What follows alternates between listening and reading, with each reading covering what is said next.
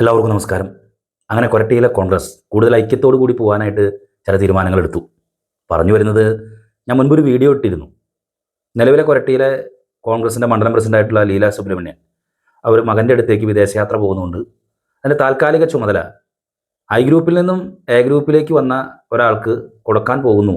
അത് വലിയ പൊട്ടിത്തെറിയിലേക്ക് പോകുന്നു എന്നായിരുന്നു ആ വീഡിയോയുടെ ഒരു പ്രധാനപ്പെട്ട കാമ്പ്. ഇതുമായി ബന്ധപ്പെട്ട് ഡി സി സി പ്രസിഡൻറ്റിൻ്റെ നിർദ്ദേശപ്രകാരം ഡി സി സി പ്രസിഡൻറ്റിൻ്റെ അനുമതിയോട് കൂടിയിട്ട് താൽക്കാലിക ചുമതല ആൽബിൻ പൗലോസ് എന്ന കോൺഗ്രസ് പ്രവർത്തകന് താൽക്കാലിക ചുമതല കൊടുക്കാനായിട്ട് ഡി സി സിയുടെ ഡിസ്ട്രിക്ട് കോൺഗ്രസ് കമ്മിറ്റിയുടെ ഓഫീസിൽ നിന്നും ഉത്തരവായിരുന്നു. എന്നാൽ ചൊവ്വാഴ്ച ഏതൻ ഹാളിൽ നടന്ന ചടങ്ങിൽ ഇത് വലിയ രീതിയിലുള്ള വാക്കുതർക്കങ്ങൾക്ക് വഴിവെച്ചു. മാധ്യമപ്രവർത്തകരെ ക്ഷണിച്ചതിൻ്റെ ഭാഗമായിട്ട് ഞാൻ അവിടെ ചെന്ന് കഴിഞ്ഞപ്പോൾ അവിടെ ബ്ലോക്ക് കമ്മിറ്റിയിൽ നിന്നും വന്നിരുന്ന OS ചന്ദ്രൻ ഉൾപ്പെടെയുള്ളവർ ഇതുമായി ബന്ധപ്പെട്ട് ജില്ലാ കമ്മിറ്റിയുടെ നിർദ്ദേശം അവിടെ പറഞ്ഞു. പക്ഷേ വളരെ ശക്തമായിട്ടുള്ള എതിർപ്പാണ് അവിടെ ഉണ്ടായത്. മണ്ഡലം കമ്മിറ്റി വിളിക്കണം, നിലവിൽ 6 വൈസ് പ്രസിഡന്റുമാരുണ്ട്, ആ വൈസ് പ്രസിഡന്റുമാരിൽ ആരെങ്കിലും ഒരാളെയാണ് ചുമതല കൊടുക്കേണ്ടത്, ഇത് മണ്ഡലം കമ്മിറ്റി വിളിച്ച് ഈ വിഷയം പരിശോധനയ്ക്ക് ശേഷം ചാർജ് കൊടുക്കാം. അതായിരുന്നു അവിടെ ഉണ്ടായിരുന്ന ഭൂരിഭാഗം പേരും ഉന്നയിക്കപ്പെട്ട സംഭവം. അങ്ങനെ വിഷയമാകെ കൂടുതൽ ഉദ്യോഗജനമായ രീതിയിലേക്ക് പോകുന്നതിനിടയിൽ ബ്ലോക്ക് കമ്മിറ്റിയിൽ വന്ന OS ചന്ദ്രൻ കൃത്യമായിട്ട് തന്നെ ഈ നിർദ്ദേശം നമുക്ക് പരിഗണിക്കാം, കൊരട്ടിയിലെ കോൺഗ്രസ് പ്രവർത്തകർ കൂടുതൽ ഐക്യത്തോടു കൂടി പോകണം, വരാൻ പോകുന്ന പഞ്ചായത്ത് തെരഞ്ഞെടുപ്പിൽ കൂടുതൽ ഐക്യത്തോടു കൂടി നിന്ന് മത്സരിച്ചാൽ മാത്രമേ ഭരണം തിരിച്ചു പിടിക്കാൻ സാധിക്കൂ. എല്ലാവരും പറയുന്നു കൊരട്ടി ഗ്രാമപഞ്ചായത്ത് കോൺഗ്രസിൻ്റെതാണ്, പക്ഷേ ഫലത്തിൽ ഭരണം LDF കിട്ടുന്നു.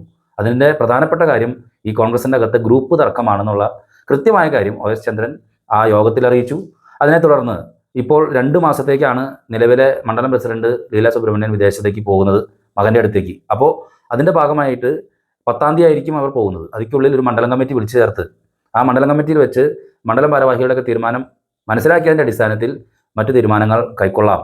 ഇപ്പോൾ ഈ DCCയുടെ നിർദ്ദേശം അംഗീകരിക്കാൻ സാധിക്കില്ല എന്ന് തന്നെ കൃത്യമായി പ്രവർത്തകർ പറഞ്ഞു. അങ്ങനെ ബ്ലോക്ക് കമ്മിറ്റിയുടെ ഒരു ഇടപെടലിൽ പ്രശ്നം വലിയ രീതിയിൽ മുന്നോട്ട് പോയില്ല എന്നുള്ളതാണ് സംഭവം. കോൺഗ്രസിൽ പുതിയ പൊട്ടിത്തെറികളോ ഒന്നും തന്നെ ഉണ്ടാകാതെ കൂടുതൽ ഐക്യത്തോടു കൂടി മുന്നോട്ട് പോകാനായിട്ട് ഈ ഒരു തീരുമാനത്തിന്മേൽ എല്ലാവരും ഒരുമിച്ച് നിന്നു.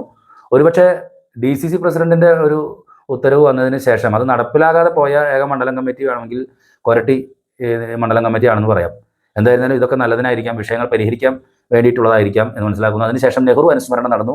OS ചന്ദ്രൻ ഉൾപ്പെടെയുള്ളവർ, കൊരട്ടിയിലെ കോൺഗ്രസ് നേതാവ് ഫിൻസോ തങ്കച്ചൻ, അതുപോലെ കൊരട്ടിയിലെ കോൺഗ്രസ് പ്രവർത്തകരെല്ലാം തന്നെ മുൻ പ്രധാനമന്ത്രി ജവഹർലാൽ നെഹ്റുവിനെ അനുസ്മരിച്ചു. തുടർന്ന് നന്ദിയോടുകൂടി മീറ്റിംഗ് പര്യവസാനിച്ചു.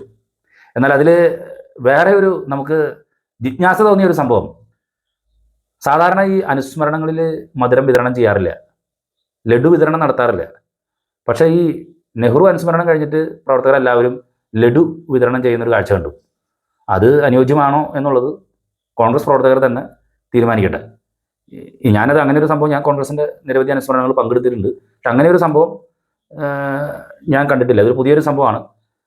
അനുസ്മരണ പരിപാടി കഴിഞ്ഞ് ലഡു വിതരണം ചെയ്യുന്നത്. ഇനി ലഡു വേറെ എന്തെങ്കിലും കൊണ്ടുവന്നതാണോ എന്നറിയില്ല.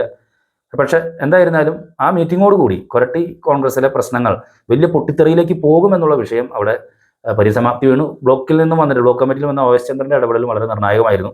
അദ്ദേഹം പ്രവർത്തകരുടെ കൂടി അഭിപ്രായം മാനിച്ചുകൊണ്ട് തന്നെയായിരുന്നു ആ വിഷയത്തിൽ ഇടപെട്ടത്. എന്തായിരുന്നാലും പ്രശ്നങ്ങൾ പരിഹരിക്കപ്പെടട്ടെ, കൊരട്ടിയിലെ കോൺഗ്രസ് പ്രവർത്തകർ ഒരുമിച്ച് പോകട്ടെ. നന്ദി, നമസ്കാരം.